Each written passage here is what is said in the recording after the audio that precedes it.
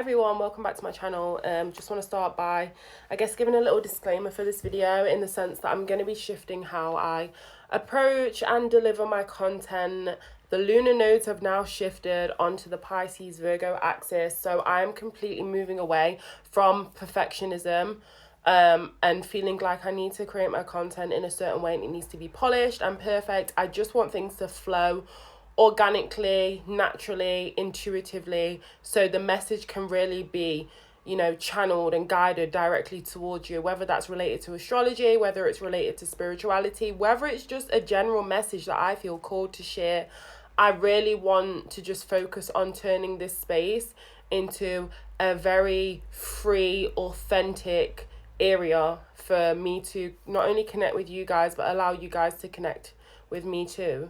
And today I really felt called to dive into, like I said, the lunar node shift, because I really am feeling, there's a lot going on externally right now, but I'm feeling heavily the shift of, moving away from that perfectionism, that being over analytical and kind of the need to control things to be perfect, and leaning into that state of flow, that state of surrender, that state of just creating authentically through a lens of dreaminess and optimism that Pisces is all about. Like I said, there is a lot going on externally right now, and there's a lot of other transits to consider, but I am focusing purely on the shifts of the lunar nodes. I think we've moved away from, the shift of the Aries and Libra axis around, discerning or letting go of like relationships that no longer serve us, and being able to set solid boundaries that are in our best interest and are going to allow us to put ourselves first, not in a selfish way, just in a more self-serving way, which is extremely important. And yeah, even though it's just happened, like I'm really feeling, the shift of like, okay, now we've solidified what we want in our relationships and what they're going to look like, but more importantly, what we want for ourselves and what that's going to look and feel like. Now it's like, okay, how can I get into that space without it pushing it, without it feeling forced, without overdoing it, without feeling like I'm almost performing, I guess. And yeah, just leaning into that space of flow and surrender, because the thing is, it's so important to be authentic. And I know everyone talks about this, everyone preaches this. Authenticity really is the key to thriving and being your best self and living up to your higher purpose. But it's very difficult to show up in that way fully, especially when it comes to like social media. I'll give an example. So like my TikTok content, like I am so blessed and grateful for me reaching a space where I felt drawn and called to start creating very astrological and spiritual content. However, I have noticed over the past few weeks since the shifts happened, not even the past few weeks, like literally since the shift happened, like I was feeling quite disheartened and drained around my creativity, because I felt like I was always having to overthink my content. Okay, what topic do I want to cover? What's going to be engaging? What's trending right now? That doesn't really resonate with me at a soul level. I'm a Pisces Mercury, my Saturn is in Pisces, and it forms an opposition with my Virgo midheaven, and my Chiron is also there. So it's a constant battle between me leaning into that flow and creating content that truly is just like this.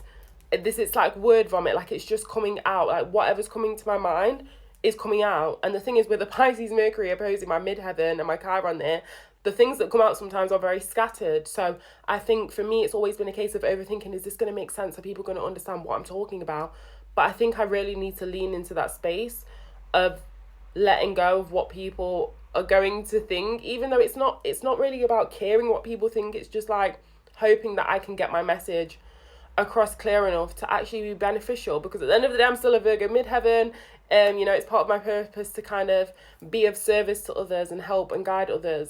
But I think it needs to be the people that resonate with me on an authentic level, I guess. It was just an example of like how this is playing out for me, but I really want you guys to tap into the parts of your chart where the nodes have shifted to, and think about how that might be manifesting right now, or how it might begin to manifest in your life. Is there an area where you are putting way too much kind of attention on perfecting and being overly analytical, which is kind of leading you to be hypercritical about what you're doing or what you're trying to do? Or is it like something that's making you hold back because of that fear of not being perfect? Because I really feel now is the key time to lean into that surrendering energy.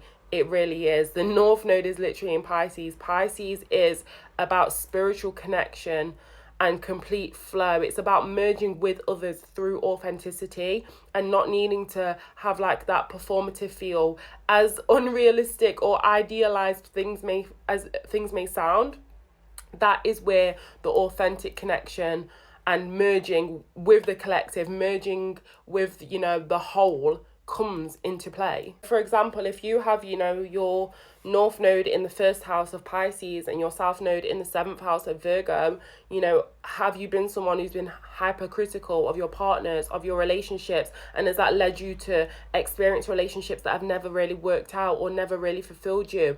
And how can you lean into more of a state of knowing exactly what you want from a place of authenticity and not what it's going to look like externally, to understand, okay, well, what kind of connections do I really want to attract? What kind of connections should I really be attracting to fulfill me? Because the reality is, when it comes to anything, any kind of experience, any kind of area of astrology, it all ties back to the self.